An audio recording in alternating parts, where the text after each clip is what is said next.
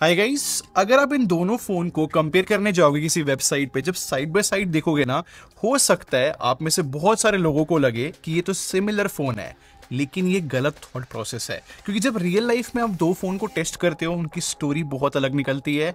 इन दोनों फोन की स्टोरी भी बहुत अलग है अगर आप इनको कंपेयर करने चाहो तो। बताऊंगा सारी बातें। स्टार्ट करने से पहले बता दो, मेरा नाम है संचित, चैनल का नाम है टेक बार।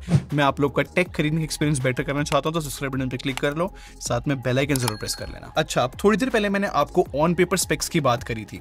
मैं दोनों फोन के साइज के बारे में बात करता हूं। जो iQOO है वो 6.78 इंचेस के साथ आता है और OnePlus जो है 6.7 इंच के साथ आता है।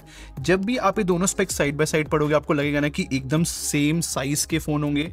पता है, ऐसा बिल्कुल भी नहीं है। उसके पीछे सिंपल सा रीजन है कि जो OnePlus है वो कर्व डिस्प्ले के साथ आता है, तो वो ज्यादा चौड़ा नहीं है, मतलब ज्यादा ब्रॉड फील नहीं होता इन हैंड। जबकि iQOO बहुत चौड़ा फोन है, मतलब ये थोड़ा सा अनकंफर्टेबल भी हो जाता है। बट जिसको बड़े फोन पसंद है वो iQOO 11 100% एंजॉय करेगा। बट मेरे ओपिनियन में OnePlus बहुत कंफर्टेबल लगा मुझे। खासकर इसकी जो बैक पैनल की फिनिश है वो बहुत ग्रिप प्रोवाइड करती है मैट फिनिश होने के साथ। एंड नो डाउट OnePlus जो है कुछ टाइम से बहुत एक्सीलेंट लुकिंग फोन बना रहा है। जबकि आप iQOO 11 की तरफ देखोगे तो ये लेदर बैग देता है। हाँ, थोड़ा सा डर है जल्दी गंदा होने का फोन, लेकिन ये भी अच्छा दिखता है फोन। बट मुझे पर्सनली OnePlus ज्यादा अच्छा लगा। दोनों फोन में ना फिजिकल डिफरेंसेस है और अलग अलग फायदे के साथ आते हैं। iQOO में ना हमें IR ब्लास्टर मिलता है, तो आप इस फोन को किसी भी चीज का रिमोट बना सकते हो, चाहे फिर AC TV, मतलब किसी भी चीज का बन जाता है। जबकि OnePlus जो है अपने अलर्ट स्लाइडर के साथ आता है। बिना फोन को ऑन करे आप जो रिंग, साइलेंट या फिर वाइब्रेट पे अपना फोन कर सकते हो, और ये बहुत बड़ी कन्वीनियंस है। एक और बड़ा डिफरेंस है कि iQOO जो है कोई भी IP रेटिंग के साथ नहीं आता, जबकि OnePlus IP64 रेटिंग के साथ आता है। बट पता है इसमें सैड पार्ट क्या है? IP64 इस प्राइस में भी कोई मतलब जस्टिफाइबल नहीं है। और पता है क्या, मैंने और मेरी टीम ने दोनों फोन जो है काफी दिनों तक टेस्ट करे हैं, और एक छोटी चीज हमारे नोटिस में आई कि जो यहाँ पर OnePlus है ना, उसका फिंगरप्रिंट स्कैनर की लोकेशन बहुत सही है, जबकि iQOO काफी नीचे की तरफ प्लेस है, तो थोड़ा टाइम लगता है यूज होने में। इनफैक्ट दोनों फोन में एक और डिफरेंस बताऊंगा जो आपको रियल लाइफ में बहुत मैटर करेगा, वो है स्पीकर के अंदर। मतलब पता है क्या प्रॉब्लम है iQOO के स्पीकर में, कि उसमें बेस जो है इतना अच्छा नहीं आता। तो जब भी आप गाने सुनोगे या कोई कंटेंट देखोगे, आपको बेस मिसिंग फील होगा। जबकि OnePlus में ना एक अच्छा खासा बेस आता है, और वो मतलब फील होता है कोई भी कंटेंट या फिर मतलब इन जनरल भी। मैं स्ट्रेट अवे कह सकता हूं कि यार OnePlus ने इतना अच्छा काम किया है पूरे डिजाइन डिपार्टमेंट में। हर एक चीज जो है थॉट प्रोसेस के साथ इस फोन में लगी हुई है। क्योंकि जब मैं इस फोन को यूज कर रहा था ना, OnePlus 11 को, मतलब मैं चाह कर भी अपनी कॉल्स मिस नहीं कर पा रहा था। इतनी तेज वाइब्रेशन है इसकी, इतनी फैंटास्टिक है।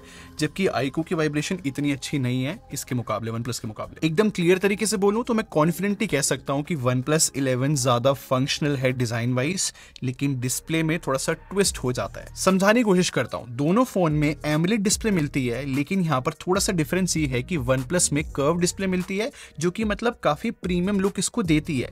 लेकिन बाकी चीजों की बात करूं, जैसे कि ब्राइटनेस का एक नंबर होता है, वो iQOO में 1800 निट्स का है, जबकि OnePlus में वो 1300 निट्स है। तो ये बहुत एक्सीलेंट नंबर है iQOO का। इनफैक्ट डिस्प्ले की एक टेक्नोलॉजी होती है LTPO 4.0, जो है iQOO में मिलती है, OnePlus में LTPO 3.0 है। और दोनों फोन 120 हर्ट्ज के रिफ्रेश रेट के साथ आते हैं। और iQOO ने पता क्या किया है, हल्की सी फेक मार्केटिंग करी है। हर जगह पे 144 हर्ट्ज लिखा हुआ है डिस्प्ले का, लेकिन प्रॉब्लम ये है कि iQOO में 144 हर्ट्ज सिर्फ एक गेम के अंदर है, वैसे पूरे टाइम में 120 हर्ट्ज है। अच्छा, कुछ टेस्टिंग बताता हूं जो मैंने दोनों फोन में साइड बाय साइड रख कर करी। मैंने एक नॉर्मल कंटेंट चला दिया जो हम सब देखते हैं, मतलब जनरल यूट्यूब। तो मैंने नोटिस करा दोनों फोन के कलर्स जो है एकदम सेम है, शार्पनेस भी काफी हद तक सेम ही लगती है। लेकिन एक डिफरेंस है, वो है HDR वीडियो के अंदर। जब दोनों फोन में साइड बाय साइड आप HDR देखोगे ना, ज्यादा ब्राइट iQOO एनी डे मैं बोल सकता हूँ। बट iQOO में HDR के टाइम एक हैवी पर्पल टिंट आ जाता है, बट स्टिल मैं उसको विनर बता सकता हूँ, मतलब iQOO को। और हाँ, दोनों फोन में एक और डिफरेंस है कि जो यहाँ पर OnePlus है वो डॉल्बी विजन के सपोर्ट के साथ आता है। तो अगर आप नेटफ्लिक्स पे कोई ऐसा कंटेंट देख रहे हो जो डॉल्बी विजन सपोर्ट करता है,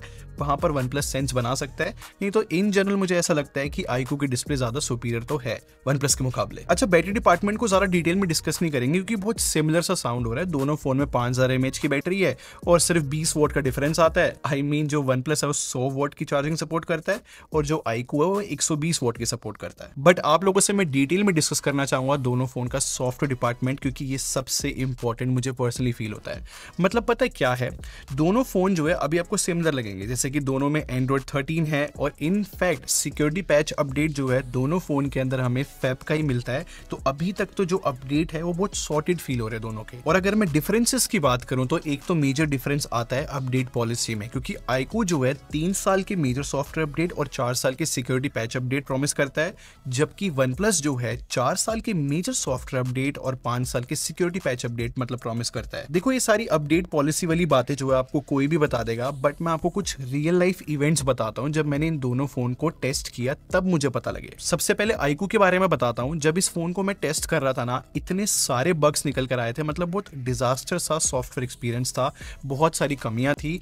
अब पता है इतना टाइम हो गया फोन को आए हुए, थोड़ी चीजें सॉल्व हुई है। मतलब जैसे पहले इतना बुरा एक्सपीरियंस था मेरा, अभी फिलहाल कुछ चीजें थोड़ी सी सुधार तो आया है। सिमिलरली मैं OnePlus को काफी दिनों से टेस्ट कर रहा हूं और जब मैंने स्टार्टिंग में इसमें सिम डाली थी तो बहुत सारे बग्स थे। मतलब मैं सच में परेशान हो गया था, फिर धीरे धीरे सारे बग्स सॉल्व होते चले गए। अभी मुझे तो स्टेबल एक्सपीरियंस मिल रहा है। तो इन चीजों को देखते हुए चलूं जो मेरी करंट सिचुएशन है, तो मैं OnePlus को ज्यादा स्टेबल एक्सपीरियंस बताना चाहूंगा। इनफैक्ट अपडेट पॉलिसी भी देख के चले तो मेरे हिसाब से सॉफ्टवेयर में OnePlus विनर है। और अब दोनों फोन की परफॉर्मेंस की बात करते हैं और यहाँ पर आप लोग को बड़ा मजा आएगा। ऑन पेपर देखोगे ना, दोनों फोन एकदम सेम स्पेसिफिकेशंस के साथ आते हैं। यहाँ पर स्नैपड्रैगन 8 Gen 2 मिलता है, UFS 4.0 स्टोरेज है, LPDR5X रैम है। लेकिन इन दोनों फोन में एक बहुत इंपॉर्टेंट डिफरेंस है जो बहुत सारे लोग मिस कर जाते हैं। पता है OnePlus में प्रॉब्लम क्या है? जो इसका लोअर वेरिएंट है ना 128 GB स्टोरेज वाला, उसकी स्टोरेज की स्पीड इतनी अच्छी नहीं है क्योंकि वो UFS 3.1 स्टोरेज के साथ आता है। और गाइस मुझे पता है कि 128 GB स्टोरेज जो है UFS 4.0 में नहीं आती। मैं इन जनरल मेंशन करता हूं जिससे लोगों को पता लग जाए। आई थिंक इसलिए iQOO 11 में 128 GB स्टोरेज वाला वेरिएंट आता ही नहीं, सीधा 256 GB है जो कि UFS 4.0 के साथ है। अच्छा, एक और फैक्ट की बात तो ये है कि दोनों फोन पे जब आप बेंचमार्क्स रन करोगे ना तो बहुत ज्यादा सिमिलर स्कोर्स आते हैं। तो मतलब इस पे इतना डिस्कशन नहीं करना चाहिए हमें।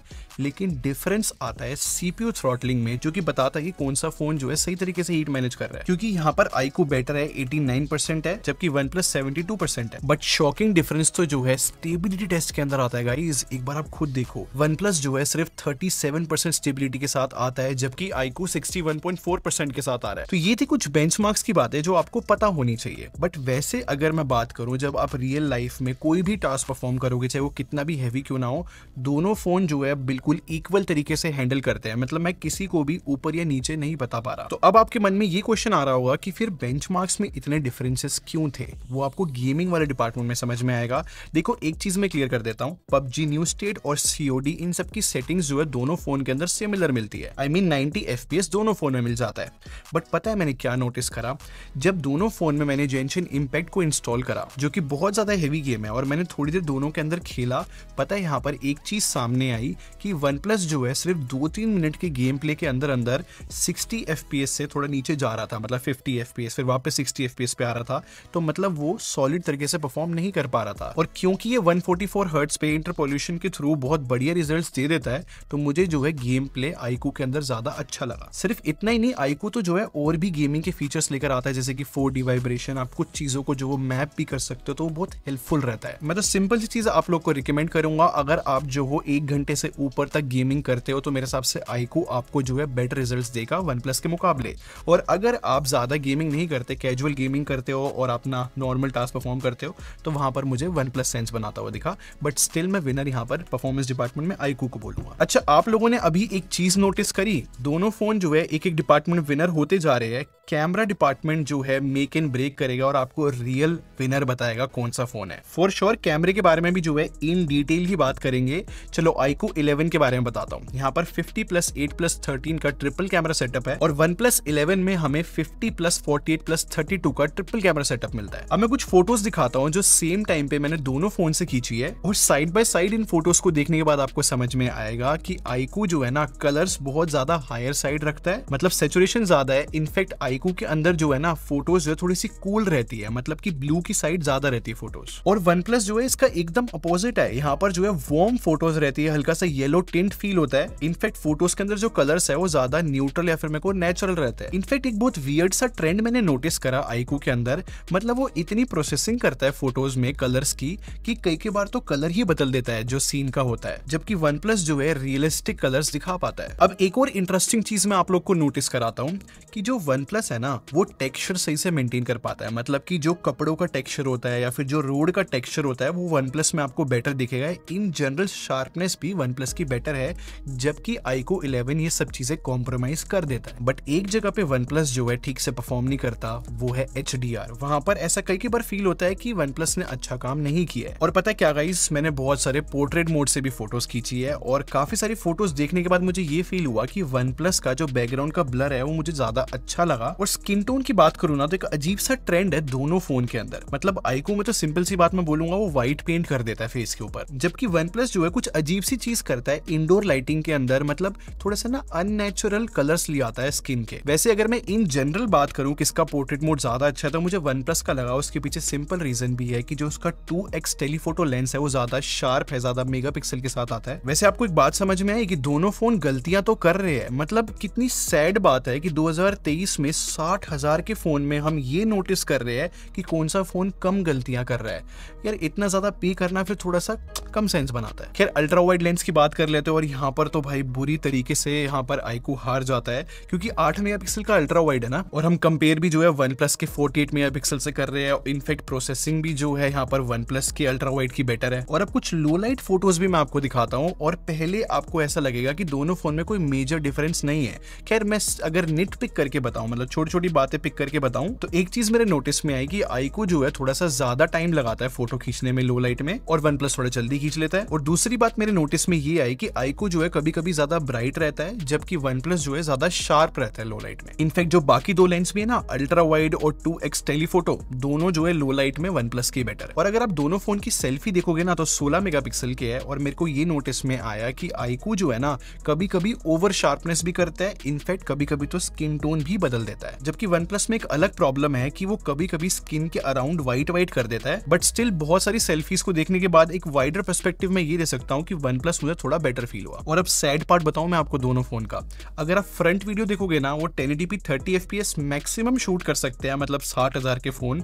बट स्टिल गाइस यहाँ पर प्रॉब्लम ये है कि iQOO में स्टेबलाइजेशन नहीं मिलती बट उसके कलर्स अच्छे आ रहे हैं, लेकिन वन प्लस में स्टेबलाइजेशन मिलती है बट उसके कलर्स अच्छे नहीं है। इन शॉर्ट फ्रंट वीडियो में दोनों बेकार। वेयरएज अगर मैं बैक कैमरे की बात करूं तो मैं आपको 4K का सैंपल दिखाता हूं। यहाँ पर मैं बोलना चाहूंगा मुझे iQOO 11 बेटर लगा, क्योंकि वो ज्यादा कंसिस्टेंट है अपने कलर्स को लेके। मुझे वन प्लस इतना पसंद नहीं आया। तो अगर मैं कैमरा डिपार्टमेंट को कंक्लूड करके बताऊं तो सिंपल सी बात तो ये है कि वन प्लस 11 जो है कम गलतियां करता है iQOO 11 के मुकाबले। चलो अब मेन क्वेश्चन के ऊपर आते हैं कि आपको इन दोनों में से कौन सा फोन खरीदना चाहिए। तो मेरे हिसाब से अगर आप मेरा ओपिनियन जानना चाहो तो मेरे को ऐसा लगता है कि वन प्लस 11 जो है ज्यादा सेंस बनाता है। मतलब हर एक डिपार्टमेंट में थोड़ा मुझे बेटर ही फील हुआ, सिर्फ परफॉर्मेंस छोड़ के।